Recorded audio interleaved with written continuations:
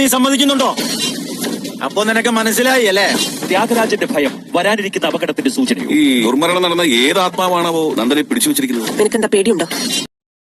Hello, അങ്ങനെ സുഗമോദേവിയിൽ നന്ദന്റെ പരീക്ഷണകാലം അതിക്രമിച്ചു guys. അതേ പ്രേക്ഷകരെ, നമ്മുടെ പൂജാരി നമ്മുടെ നന്ദനെ അടിക്കാൻ വേണ്ടി ചൂരലൊക്കെ സെറ്റാക്കി വെച്ചിട്ടുണ്ട്. എന്നിട്ട് നന്ദനെ വിളിച്ചിട്ട് ഇങ്ങനെ ചോദിക്കുന്നുണ്ട്, ഇവിടെ ഒരു ദുർമരണം നടന്നില്ലേ, പറയടാ, പറ, നിനക്കിപ്പൊ എല്ലാം അറിയാം, നീ വെറുതെ പൊട്ടം കളിക്കണ്ട, നീ എല്ലാം തുറന്നു പറ എന്നൊക്കെ പറഞ്ഞ് നന്ദന്റെ അടുത്ത് ഈ പൂജാരി പറയുക.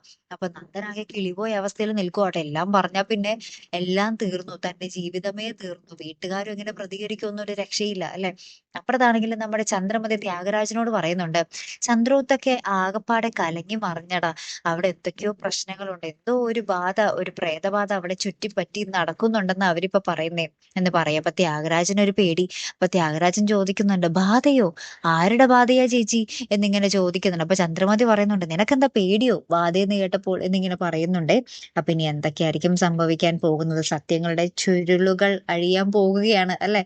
കാത്തിരുന്നതിന്റെ കാണട്ടെ. അടുത്തൊരു വീഡിയോയുമായി വരുന്നത് വരയ്ക്കും ഗുഡ് ബൈ.